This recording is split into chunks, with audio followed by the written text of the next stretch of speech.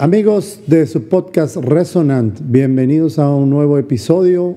Nos acompaña nuevamente el abogado de inmigración Javier Montaño, quien nos concede su tiempo para aclarar muchas de nuestras dudas. En este episodio no vamos a tratar propiamente temas de visa, sino vamos a tratar de platicar sobre muchas leyendas urbanas que nos han llegado a nosotros como consulta, también a él, y vamos a tratar que él nos aclare todas este tipo de dudas que tenemos. Javier, muchas gracias por estar con nosotros nuevamente.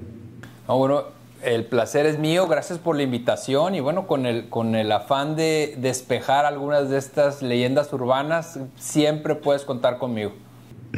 Excelente. La primera, y digo, el tiempo no nos va a alcanzar y te vamos a tener que molestar con otros podcasts, pero una de las más recurrentes, escogimos unas de las más recurrentes para este episodio y ya veremos después las que nos lleguen después del episodio. Una de las más recurrentes es, la gente pregunta que si puede meter a sus hijos en la escuela con una visa de turista, la visa B1, B2. La respuesta es un rotundo no. Acordémonos que el tema migratorio se maneja de una manera muy distinta al tema estatal.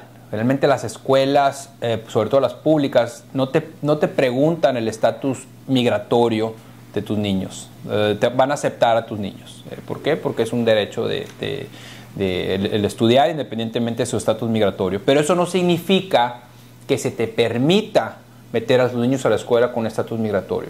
Cuando tú estás haciendo esto, estás haciendo una violación directa a tu visa de turista y a su visa de turista. En pocas palabras, estás violando esos términos a tal punto que no solamente puedes tener problemas tú, sino también problemas tus hijos, independientemente de que tengan la capacidad de tomar esa decisión, o sea, por ser menores de edad, generalmente son castigados. ¿Y qué es lo que sucede? Y es muy común que lamentablemente cuando esa persona está reentrando a los Estados Unidos, sobre todo en fechas escolares, y cuando han pasado algo de tiempo en los Estados Unidos, lo que pasa es de que el oficial, el CBP, en la frontera, le dicen ¿dónde estudias? Y bueno, van a decir en Sunset Elementary o donde sea. Y a partir de ese momento la visa se revoca y generalmente tienes un castigo de 5 años en los que no puedes reentrar a los Estados Unidos. No solo eso, de hecho si nos ponemos muy estrictos en la aplicación de ley, hasta los papás pueden tener un problema serio por haber fomentado o ayudado a otra persona a que entre a los Estados Unidos de manera irregular. Y esto es muy, muy serio porque lamentablemente te puede ser inadmisible por hacer algo así. Y tú quisieras pensar que las escuelas públicas al menos notifican a la persona, ¿no? De que, bueno, si tienes una visa de turista, a lo mejor quieres pensarlo 2 veces antes de meter a tus hijos a la escuela, pero no lo dicen. Y muchas veces es demasiado tarde. Con un solo día que vaya tu hijo a la escuela, con una visa de turista, generalmente eso va a ser un problema serio para tu visa de turista, para su visa de turista y cualquier otra visa que quieran obtener. En pocas palabras, la gente está corriendo con suerte que lo hacen, simplemente no los han detectado. El día que los detecten... Correcto. Es una bomba de tiempo, es lo que es. Otro de los temas recurrentes es, con todo esto que está pasando en la inmigración, que hay gente de Haití, hay gente de Venezuela, El Salvador, de muchos lados, que vienen a pedir el asilo. Y mucha gente nos pregunta, siendo mexicano, ¿puedes pedir asilo en Estados Unidos o no se puede? ¿Y cómo funciona? Sí se puede. Obviamente los casos de asilo son casos muy particulares y debemos de partir de la base que el asilo no protege todos los miedos que tú pudieras tener. Generalmente solamente protege 5 miedos, que es raza, religión, nacionalidad, opinión política y si eres parte de un grupo social muy, muy, muy específico. Pero si, por ejemplo, en México, si tú puedes demostrar que tienes un miedo en base a cualquiera de estos 5 puntos y que no puedes vivir en ninguna parte de México, o sea, no te puedes mudar, digamos que de Sonora a Mérida sin correr un peligro, una persecución, entonces tú puedes solicitar un asilo. Generalmente los asilos que se aplican a mexicanos son relacionados o con el gobierno o con el narcotráfico o con temas de agentes, por ejemplo, que están persiguiendo a una persona, otra vez por una cuestión política. Pero no todos los miedos califican, porque mucha gente piensa que la situación general de un país es causal para obtener un asilo. O sea, piensan que porque a lo mejor en México están asaltando mucho, están secuestrando mucho, están metiéndose a las casas demasiado, entonces ya califica un asilo. Lamentablemente no trabaja así. Lamentablemente tiene que ser un miedo solamente por estos cinco puntos que mencioné, y generalmente la delincuencia general no es causal de un asilo. En pocas palabras, si te asaltaron 7 veces porque tenías dinero, porque tenías un reloj o lo que sea, lo mismo que le pudo haber pasado a cualquier otra persona que tenía ese reloj o que tenía dinero, lamentablemente eso no va a prosperar como un asilo. Y como lo mencionamos la vez pasada, someter un asilo es muy delicado, porque la manera más rápida y efectiva y segura de poner a una persona en deportación es someter un asilo que no tiene bases fuertes. Cuando una persona aplica un asilo, generalmente primero tienes una entrevista no adversarial en una oficina de asilo, que puede ser en 3 meses o pueden ser en 10 años. O sea, uno no sabe cuánto tiempo se va a demorar, aunque últimamente se está demorando muchísimo tiempo. Pero la gente aplica el asilo, va a su oficina de asilo, y si el oficial determina que no tenías causal para someter un asilo, o que no tiene las bases, o piensa que a lo mejor hubo contradicciones en tu testimonio, la siguiente instancia ya es una corte de inmigración. Ya estás en proceso de deportación. Ya ahora sí, ya estás defendiendo tu caso. Ahora tu asilo pasó de ser afirmativo ahora a defensivo. Ahora te estás defendiendo. Ahora ya te quieren deportar. Entonces, meter un asilo, independientemente del país que sea, debe ser un análisis muy profundo con un abogado de inmigración, no con un paralegal, no con un notario, no con un familiar, con un abogado de inmigración. Es más, y no solo uno, varios abogados de inmigración. Porque una persona que está sometiendo un asilo, número 1, es muy difícil retirar un asilo, muy difícil. Y número 2, si no es un asilo con buenas bases, lo más seguro es de que acabes con una orden de deportación. Entonces, en resumidas cuentas, ¿puedes aplicar a un asilo en México? Sí, pero tiene que ser por raza, religión, nacionalidad, opinión política, participación en un grupo social determinado, y tiene que estar fundamentado. Tienes que estar asesorado para meter un asilo. No subestimen este tema, porque es la causa número 1 de poner a una persona en deportación en Estados Unidos, en mi opinión, cuando la persona entró legalmente a los Estados Unidos. Y otra cosa, mucha gente cuando está entrando a los Estados Unidos y que les dicen, es que yo pienso que estás trabajando, o no te voy a dejar pasar. Estás en el aeropuerto de Houston y te dicen no vas a entrar, te voy a cancelar la visa y te vas a devolver a México. Hay gente a la que se le aconseja, pues pide un asilo, sin bases, sin nada. Eso es un error muy serio, porque el oficial consular, el oficial de entrada, generalmente lo que va a hacer es que te va a detener, y la mayoría de las veces te detienen hasta que la oficina de asilo manda a un oficial para entrevistarte, para ver si realmente tenían mérito tu alegato.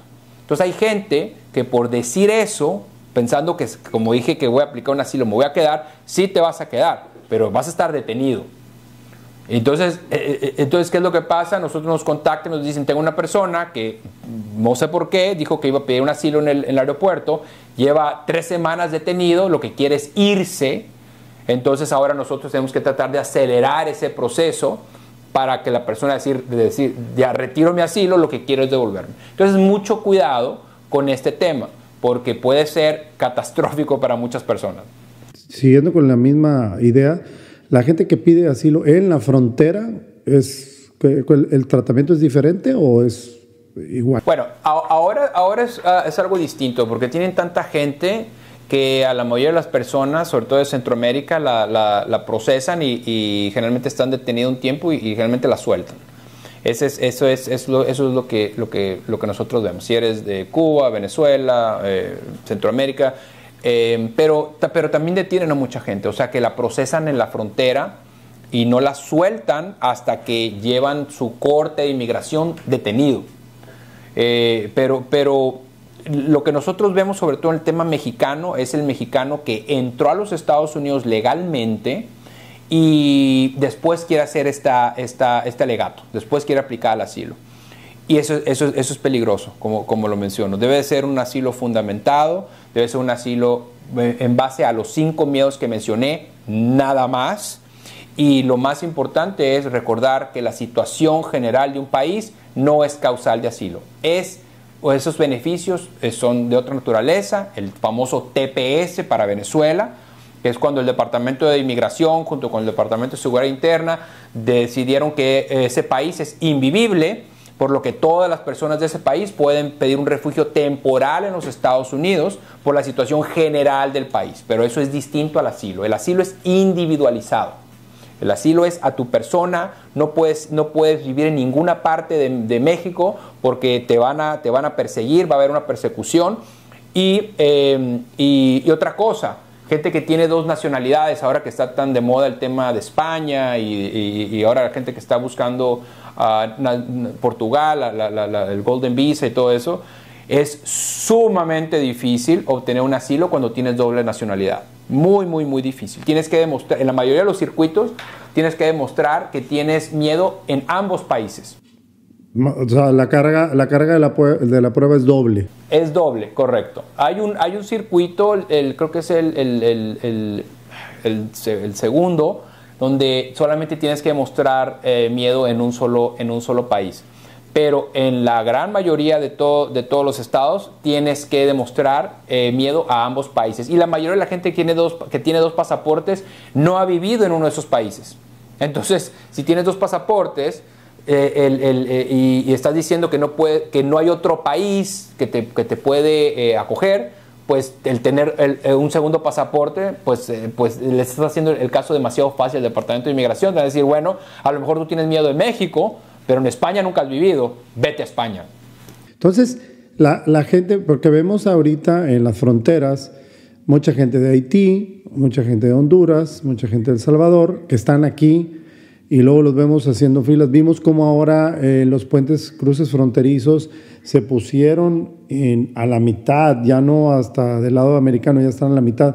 Toda esa gente está buscando algo diferente al asilo, viene siendo esas declaratorias de un país invivible, como comentas, y por eso están aquí aspirando a ser refugiados temporalmente. ¿Eso es como se puede deducir esto? No, la mayoría de la gente que está en la frontera está solicitando asilo. Está tratando de tener la clasificación de refugiado. Mucha gente al entrar a los Estados Unidos es elegible a que la suelten. Mucha gente no. O sea, el tú saltarte la barda o el río es peligroso porque a lo mejor entraste, pero puede que estés detenido 3-4 meses y después que te vayan a soltar. Corres con la suerte de que o te procesan o te sueltan, pero no sabes, no hay una garantía. Eso no es un camino de que digas, este es el camino que va a ser. O sea, no sabes qué te va a tocar. Lamentablemente es así. O sea, yo como abogado de inmigración, obviamente jamás y nunca le dijera a alguien entra ilegalmente a los Estados Unidos. Aparte que es una tontería, no es ético. Pero es lo que nosotros vemos en nuestra práctica, que mucha gente la detienen y mucha gente no. Pero a la que detienen por bastante tiempo. Y acuérdate que cuando tú estás reentrando varias veces, pues corres el riesgo también de que pongan cargos criminales también por reincidencia, ¿no?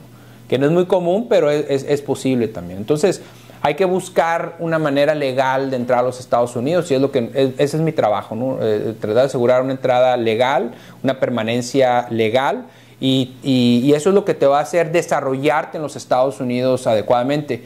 no importa de dónde seas, no importa de a qué te dediques, no importa dónde vivas. El tema migratorio es un tema que nos afecta a todos en Estados Unidos, porque o tú, o tus papás, o un amigo tuvieron que ver de cerca, o vivieron de cerca, a primera mano, el tema migratorio. Entonces, aún así todavía muchas veces lo seguimos subestimando, ¿no? Está fácil, no pasa nada, es una forma, para nada. O sea, yo tengo 20 años haciendo esto y todavía no acabo de entender. Otra pregunta que nos han hecho mucho es, ¿se puede extender la estancia con una visa de turista? Y si no, ¿cuáles son las consecuencias de extender la estancia de la visa de turista? Sí se puede extender siempre y cuando se haga con tiempo.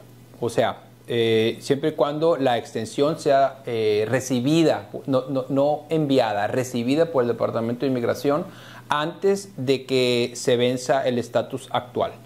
Y generalmente, como requisito, debes de demostrar que tienes una razón válida para hacer la extensión. Muchas veces el tema médico es una buena justificación, o muchas veces simplemente el viajar dentro de los Estados Unidos también es una buena justificación. Aunque no lo creas, el tú decir que quieres quedarte más tiempo en los Estados Unidos porque quieres continuar viajando dentro del país, generalmente eso es suficiente para hacer una extensión visa de turista. ¿Y cuáles son las consecuencias? Pues bueno, cuando tú estás pasando mucho tiempo dentro de los Estados Unidos, la presunción es de que cómo te estás manteniendo primeramente, o sea, cómo estás pagando tu estancia en los Estados Unidos, y B, por qué estás pasando tanto tiempo en Estados Unidos, que a lo mejor no tienes tantas cosas en tu país como para volver si pasaste pues un año ya fuera de tu país. ¿Cómo se resuelve eso? Generalmente, y es otra vez una opinión muy personal, pero generalmente si tú pasas, digamos, 6 meses sin salir dentro de los Estados Unidos, yo te recomendaría pasar al menos otros 6 meses fuera del país. O sea, que si tú pasas, por ejemplo, 4 meses, que es mucho tiempo, bueno, es tiempo sustancial, sobre todo para un turista, yo te dijera, bueno, si vas a salir, no reentres en al menos otros 4 meses. O sea, eso es como para romper un poco esa posible bandera roja de que el Departamento de Inmigración piense que tú estás viviendo en Estados Unidos. Y eso generalmente donde se refleja es cuando tú estás reentrando a los Estados Unidos. Entonces, digamos que si tú haces tú entras como turista, te dan 6 meses, haces una extensión, te dan otros 6 meses. Tú sales y cuando quieres reentrar, por ejemplo, los 15 días, el oficial consular, perdón, el oficial de entrada, CBP, va a cuestionar, bueno, estuviste un año, estás saliendo 15 días, al parecer tú estás vacacionando en tu país y estás viviendo en Estados Unidos, entonces difícilmente te van a dejar reentrar. Entonces hay que usar un poco de sentido común ahí y decir, bueno, número uno, si voy a entrar a los Estados Unidos por tanto tiempo, voy a pasar fuera de Estados Unidos después, es al menos ese tiempo. Entonces, si tú pasas un año sin salir fuera de los Estados Unidos porque hiciste una extensión, entonces quédate un año sin entrar a los Estados Unidos. Esa es mi opinión. ¿Qué pasa si no haces esa extensión? Digamos que dicen, bueno, me voy a quedar 2 días después a lo que me autorizaron. Bueno, el problema ahí es de que tu visa con la que entraste se revoca automáticamente. O sea, ya no puedes utilizarla para reentrar a los Estados Unidos. Y tienes que salir fuera de Estados Unidos a solicitar una nueva y explicar por qué te quedaste esos 2 días. Entonces, eso es, como tú sabes, los tiempos de espera para obtener una visa de turista son muy largos actualmente. Entonces, eso es una tontería y es quedarte más tiempo, sobre todo cuando puedes hacer la extensión. De hecho, la extensión ahora se puede hacer en línea, o sea, se puede hacer en internet. Entonces, eso es algo que si una persona que valora su visa de turista o la que sea, tiene que hacer esas extensiones con tiempo. Y si se hacen bien y lo haces adecuadamente y después de esa extensión sales y pasas un tiempo fuera y reentras, generalmente no es problema. Pero cuando es problema es cuando te pasas del tiempo o también cuando quieres reentrar muy rápido a los Estados Unidos. Okay, entonces, aunque a veces lo autoricen o se les pase. Porque me imagino que sistemáticamente, me refiero a los sistemas, a veces te lo permiten, pero no quiere decir que esté correcto. O sea, tú tienes que ser el propio evaluador de lo que estás haciendo, con independencia que si te dieron permiso o no, si se les pasó o no, tú tienes que evaluar muy bien lo que tú estás haciendo, es como lo estás planteando. Sí, porque recordemos que el Departamento de Seguridad Interna pues tiene varios tentáculos, ¿no? Uno es el Departamento de Inmigración, otro es CBP, que es quien te revisa al entrar a los Estados Unidos, pero otro es el Departamento de Estado. El Departamento de Estado es la oficina que regula todos los consulados y todas las embajadas. Entonces, el Departamento de Estado se maneja de una manera muy independiente, herméticamente. Entonces, muchas veces al Departamento de Estado no le importa lo que hizo el Departamento de Inmigración y no le importa lo que hizo el CBP al momento de entrar a los Estados Unidos. Entonces, tú tienes que demostrar eso. Por eso es tan importante que cuando una persona entra a los Estados Unidos, autorregularse, porque a final de cuentas va a ser tu palabra contra una presunción de un oficial consular. Y esta gente, ante la duda, generalmente niega. Entonces, tenemos que partir de la base. Imagínate qué tan independientes son que el Departamento de Estado tiene su propia regulación. El Departamento de Inmigración se maneja bajo la regulación que es el INA, Immigration Nationality Act, y el Departamento de Estado tiene su propia legislación que se llama FAM, Foreign Affairs Manual.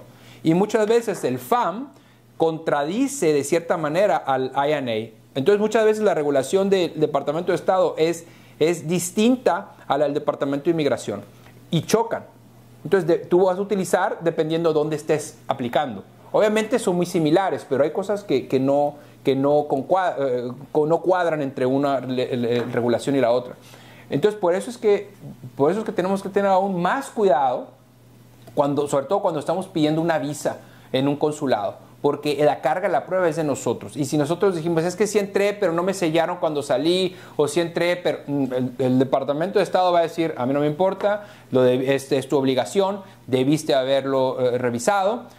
Lo mismo que cuando una persona entra a los Estados Unidos, es primordial que la persona revise el tiempo que le dieron en Estados Unidos. O sea, cuando tú entras a Estados Unidos, lo que se recomienda y que se debe de hacer es que tú debes de ir a la página de internet, si tú pones I-94 localizador o I-94 locator, y tú pones tu número de pasaporte, pones tu nombre, etcétera, ahí te va a aparecer el tiempo que te dio el departamento de CBP al entrar a los Estados Unidos.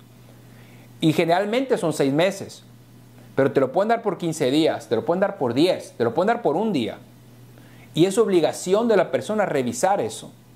Generalmente, cuando te dan menos tiempo, te lo dicen, te voy a dar 4 días solamente, o te dan 5 días. Pero, ¿qué pasa si no te lo dicen? Si te toca un oficial que no le caíste bien y te dice, sí, pásale, tú piensas que tienes 6 meses y tienes 15 días. Te pasas de tu visa, se revoca tu visa y tienes que salir a explicar a un consulado el por qué te pasaste. Entonces, tú lo que le vas a decir es, bueno, es que no me dijeron nada. Es tu obligación checarlo cada que entras a los Estados Unidos. Es bien importante eso, porque a veces ellos se portan como si no tienen la obligación de informarte y si no lo exiges, no te lo dan. O sea, la verdad, con lo que estás diciendo tú es bastante educativo en cuanto que tú tienes que exigir que te digan qué fue lo que pasó. Total. Y también uno debe ser proactivo en el tema migratorio. Si entras a los Estados Unidos, no te cuesta absolutamente nada. Generalmente se tarda 24 horas en reflejarse eso en ese portal. I-94 Locator, I-94 Locator, y ahí puedes poner tu información. Ahí te va a decir que te dieron los 6 meses. ¿Te dieron 6 meses? Perfecto. Dijiste que te ibas a estar 5 días, pero te vas a estar 3 meses. Si está dentro de los 6 meses que están en tu I-94, está bien, te puedes quedar. Esa es otra. La gente dice, es que dije que iba a entrar 3 días nada más, pero me dieron 6 meses y me quiero quedar unas 2 semanas más. Te puedes quedar las 2 semanas más. Te puedes quedar los 6 meses si quieres. Pero uno debe de revisar eso, uno debe ser proactivo y revisarlo. Otra super leyenda urbana de si te pueden revisar en el puente cuando vas a cruzar. Mucha gente se pregunta esto y nos han dicho bastante esto. Si te pueden revisar tu teléfono o tu laptop para encontrar algún tipo de evidencia, si vives o no. ¿Pueden hacerlo? Sí, sí. Curiosamente, bajo la bandera de seguridad interna y de seguridad nacional, ellos pueden hacer eso. ¿Y qué es lo que pasa? Bueno, te van a pedir amablemente que les des acceso a tu teléfono, y si no lo haces, pues no vas a entrar. Así de fácil. O sea, si ellos sospechan que por alguna razón tú tienes información que ellos pudieran considerar como, no sé, sobre todo están buscando temas de terrorismo y cosas así, ¿no? Pero recordemos que en ese espacio en realidad la cuarta enmienda realmente no aplica, o sea, en contra de unlawful seizures, o sea, búsquedas no autorizadas, ¿no? Ese espacio entre el avión y la persona que te revisa, que te admite ya a los Estados Unidos, o sea, esa caminada que tú das entre que te bajas del avión a que ya te revisan y entras a los Estados Unidos. O en la frontera, o en el puente, en la frontera, es igual. Exactamente, estás en una dimensión desconocida. Estás en una dimensión donde lamentablemente no tienes derecho a abogado, no tienes derecho a hacer esa llamada. Pueden revisar tus maletas, pueden revisar tu teléfono, tu laptop.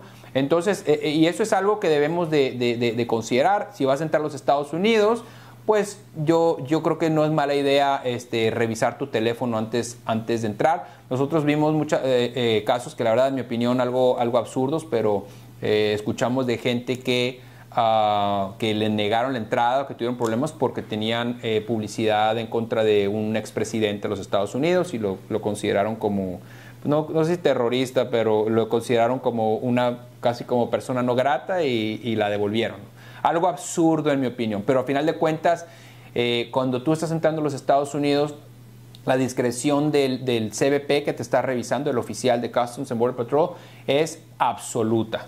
Entonces, si por alguna razón ven de algo que no les parece en tu teléfono, tienen otras razones y que no pueden inventar muchas razones para que no entres a los Estados Unidos.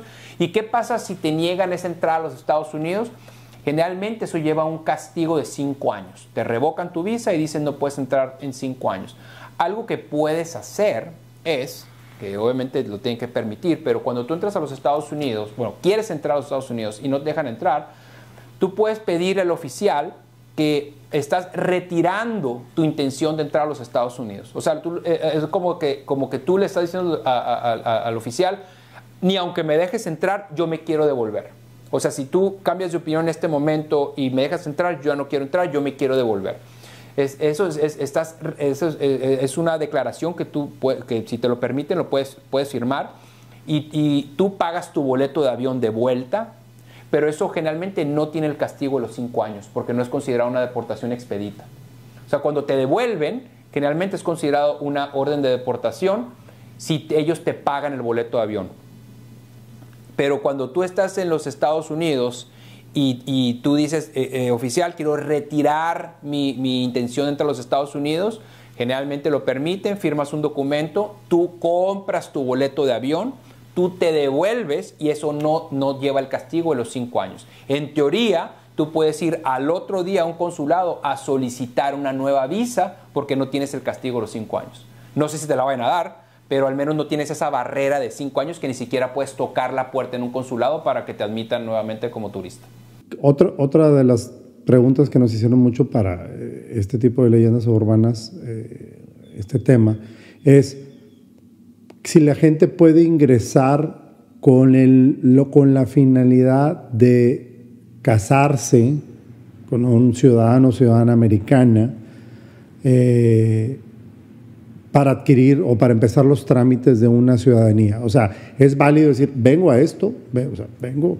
No es válido. Uno debe de entrar a los Estados Unidos con la intención exclusiva de la visa que estás utilizando para entrar a los Estados Unidos. Hay una visa, que es la visa K, con la que tú la emitieron porque tú estás entrando a los Estados Unidos para casarte. Pero todas las demás visas cuando tú, bueno, salvo la H y la L, que puede ser un argumento ahí, pero, por ejemplo, una visa de turista, cuando tú entras a los Estados Unidos, tú necesitas tener otra vez la intención de no emigrar a los Estados Unidos. Entonces, cuando tú entras como turista, pero con la intención de cambiar de estatus dentro de los Estados Unidos, estás cometiendo un fraude de visa. Porque te estás diciendo, estoy utilizando una visa de turista, pero en realidad lo que quiero es hacerme residente. Eso no se vale. ¿Qué pasó con el amor a primera vista? No, pero aquí es donde viene lo interesante.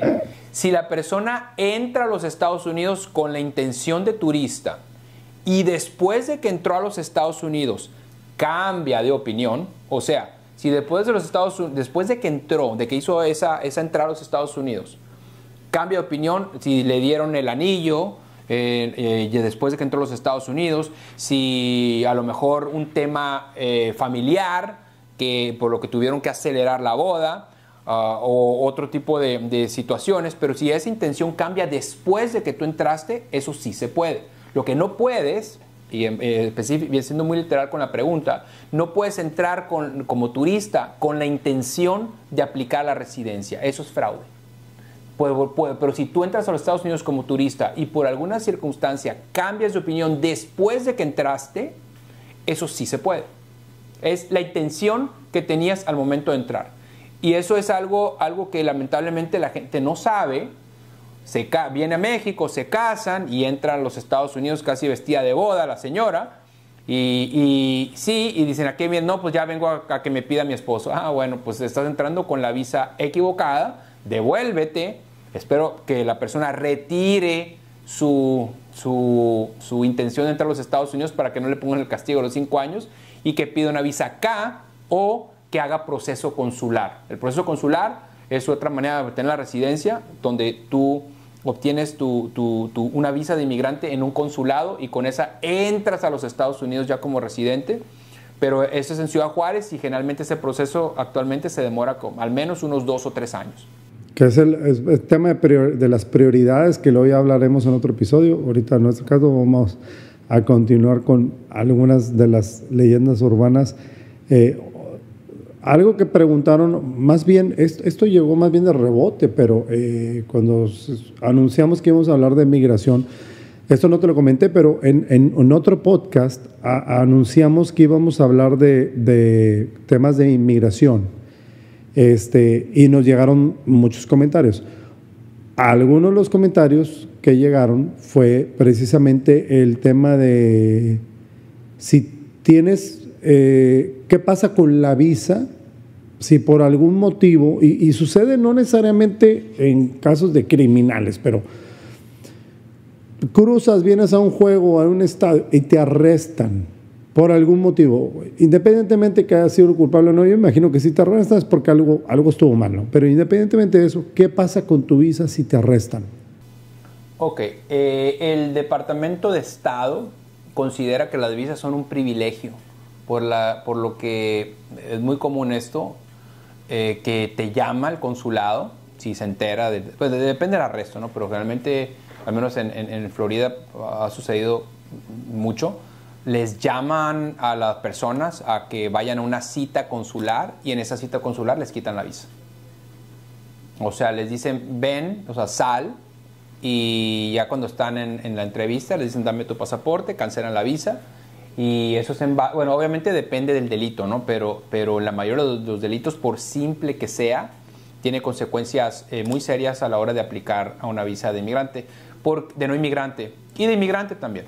Pero las visas de no inmigrante generalmente son más delicadas cuando tienes cualquier inadmisibilidad, sobre todo los robos, sobre todo temas de DUI. Recordemos que el DUI se hizo prioridad por esta administración y la administración pasada para tratar de sacar personas que eran consideradas un peligro para los Estados Unidos, y el DUI, o sea, el manejar bajo la influencia del alcohol, es una de ellas. Entonces, tener un DUI ahorita en Estados Unidos es un problema serio para tu visa. Seguramente te van a llamar y seguramente te van a cancelar tu visa. Es que tiene mucho sentido ahorita desde que partes desde el punto de vista que dicen que ellos consideran la visa como un privilegio. Es como que tienes que ser el ciudadano perfecto para que no te quite ese privilegio. Prácticamente te están diciendo eso. Sí, pero mira, yo creo que no tiene nada de malo, ¿no? Yo creo que cuando uno está en otro país, yo creo que siempre, yo siempre he pensado que tú debes de ser y actuar como un embajador de tu país cuando no estás en el tuyo. Entonces,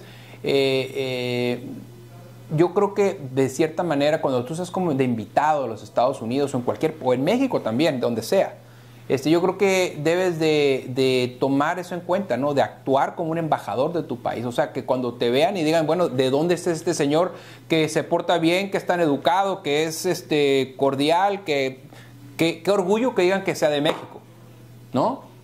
Al menos yo así lo veo. Pero lamentablemente, al contrario, eso es lo mismo. Cuando una persona se porta mal, es embajador de nuestro país también. Cuando una persona se porta mal, cuando hace desastres, cuando hace DUIs, cuando lo que sea, ¿quién es? No, es un mexicano, es un colombiano, es un dominicano, a todos son iguales, generalizan, son falacias, ¿no? que lamentablemente operan, ¿no? Entonces, yo creo que hay que portarnos bien, ¿no? Y si no te portas bien, pues hay consecuencias, ¿no? Y sobre todo en la ley migratoria estadounidense, que tienen memoria de elefante. No importa cuándo hayas hecho algo, te lo van a sacar. Te lo van a sacar. Y debes decir la verdad. Como que no todos son medios con la misma vara. O sea, la misma gente en Estados Unidos no cumple eso y no tiene ese riesgo. Pero bueno, finalmente el que viene de cualquier país y está de visita, pues no dejas de ser un visitante, y si te portas bien, bien, si no, pues no se ve un buen futuro lo que te pueda pasar, ¿no?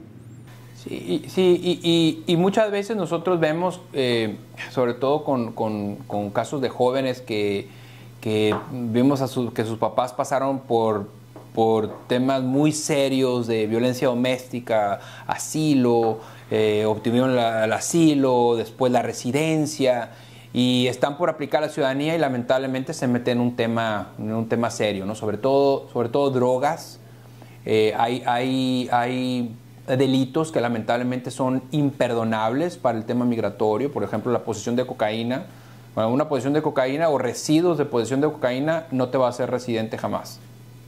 No, o sea, es más fácil que te haga residente habiendo robando un banco. Estoy exagerando, pero robando mucho dinero por ejemplo, a ese tema de cierto tipo de drogas. Y no tiene que ser posesión, no estoy hablando de tráfico de cocaína, estoy hablando de residuos de cocaína. Wow, impresionante. Ahora, como última leyenda urbana, porque sé que tienes que acudir a unas citas. Estoy aquí para tratar de educar, estimado, así que es que yo creo que es bien importante tratar de educar a la gente y de hablar de lo que realmente es el derecho migratorio, y por eso me encanta participar en este tipo de podcast, porque la verdad es que hace falta, hay demasiada información falsa, errónea.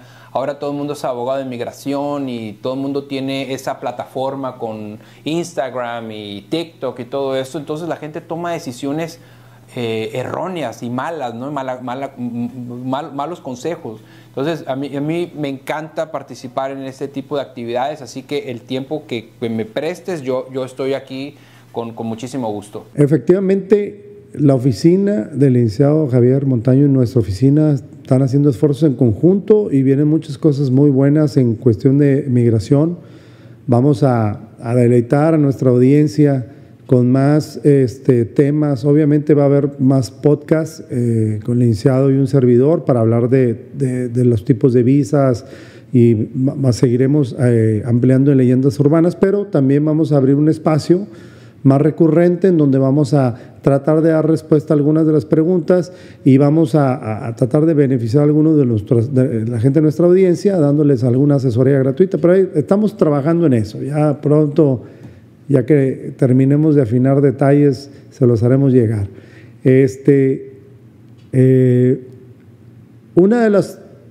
La última leyenda urbana con la que te molesto antes de que ya pases a atender a tus clientes. residentes, o sea, gente que tiene la residencia permanente que vive fuera de Estados Unidos. ¿Cuáles son las implicaciones? O sea, ¿cuáles son las consecuencias y cómo funciona esto? Okay. Un residente permanente de los Estados Unidos debe de residir en Estados Unidos al menos en mayor proporción que fuera de los Estados Unidos. En pocas palabras, un residente debe de pasar en Estados Unidos pues más de 6 meses para ser considerado, para no tener problemas dentro de los Estados Unidos. Básicamente existen dos cosas. La primera es que para aplicar a la ciudadanía es un problema cuando ya has pasado más de 6 meses fuera de los Estados Unidos sin salir, sin reentrar a los Estados Unidos, porque se considera que abandonaste tu residencia. O sea, cuando pasas más de 6 meses por los Estados Unidos, para efectos de la ciudadanía, el Departamento de Inmigración considera que abandonaste tu residencia. Cuando pasas más de 1 año sin reentrar a los Estados Unidos, se considera que abandonaste tu residencia. Y no solo eso, cuando tú estás reentrando a los Estados Unidos después de haber pasado mucho tiempo fuera, el Departamento de Entrada o de CBP puede, de hecho, te puede hacer que renuncies a tu residencia o te puede mandar a otra oficina que se llama Secondary Inspection para determinar si te mandan a la Corte de Inmigración para ver si realmente abandonaste tu residencia o no. Hay maneras de evitar esto. Hay un documento que se llama Reentry Permit, que es un documento de reentrada donde antes de tú salir por ese tiempo, tú le estás diciendo al Departamento de Inmigración que no tienes la intención de abandonar tu residencia y que antes de salir le estás avisando. Generalmente con esos documentos tú puedes estar 1 año fuera de los Estados Unidos o más sin que tengas ese problema para reentrar al país. Sin embargo, no solamente debes de considerar el Reentry Permit, debes de tener otro tipo de evidencias. Por ejemplo, muy importante, debes de continuar pagando impuestos en los Estados Unidos, debes de mantener evidencia de que tú tienes la intención de volver al país. Generalmente eso se refleja si tienes familia en Estados Unidos, si tienes cuentas de banco, si tienes casa, si tienes a dónde llegar a Estados Unidos. Porque cuando tú dejas todo en Estados Unidos, no reentras por 6 meses y después quieres reentrar a los Estados Unidos, vas a tener un problema muy serio y lo más seguro es de que consideren tu residencia abandonada. Y esto pasa mucho para personas que se hacen residentes, sobre todo de edades ya más avanzadas, que lamentablemente no llevan ese conteo de los 6 meses, se les olvida y cuando vuelven a Estados Unidos, el Departamento de Entrada les dice, bueno, yo considero que abandonaste tu residencia. ¿Has pagado impuestos? No, porque ya me estoy retirado. ¿Tienes cuenta de banco en Estados Unidos? No. ¿Tienes teléfono? No. Entonces ellos hacen una balanza entre las cosas que tienes y las que no. Y si ellos determinan que tienes más cosas fuera de los Estados Unidos, te van a mandar a ver a un juez de inmigración para quitarte tu residencia o tú vas a renunciar a esa residencia a rentar a los Estados Unidos. Entonces, ¿cuál es la solución? El documento que menciono, el Reentry Permit. Y segundo es hacerse ciudadano. Cuando tú te haces ciudadano en los Estados Unidos, tú puedes pasar todo el tiempo que quieras fuera de Estados Unidos y tú vas a reentrar a los Estados Unidos. De hecho, las leyes de inmigración ya prácticamente no te aplican porque tú ya eres ciudadano. Vas a entrar. O sea, no vas a tener un tema migratorio para entrar a los Estados Unidos. A lo mejor, si tienes un tema criminal, pues sí, vas a entrar, pero te van a detener. Pero si es un tema migratorio, no vas a entrar a los Estados Unidos, no te van a negar la entrada como ciudadano del país, pero tienes que hacerte ciudadano. Residente, no. Un residente debe de vivir en su mayoría en Estados Unidos. A ver, muchísimas gracias por acompañarnos en este episodio. Esperamos contar contigo para los próximos y más las nuevas sorpresas que se vienen en el trabajo en conjunto que vamos a hacer. En este video y en el pasado se están publicando las redes sociales y los datos de contacto de la oficina, el licenciado Javier Montaño, especialista en materia de inmigración, una persona no nada más muy capaz en esta materia, sino muy dispuesta a ayudar a la gente, a educar a la gente. Como lo dijo él, es muy importante acudir con un abogado antes de no hacer las cosas y luego buscar al abogado para que enmiende lo que haya pasado. Es mejor buscarlo antes para tratar de hacer algo. Javier, muchísimas gracias por acompañarnos. De verdad, no tenemos palabras para agradecerte y obviamente extendemos la invitación para siguientes episodios. No, el placer es mío y de verdad es de que espero poder por reunirme contigo nuevamente y de verdad muchas gracias por la invitación y cuenta conmigo.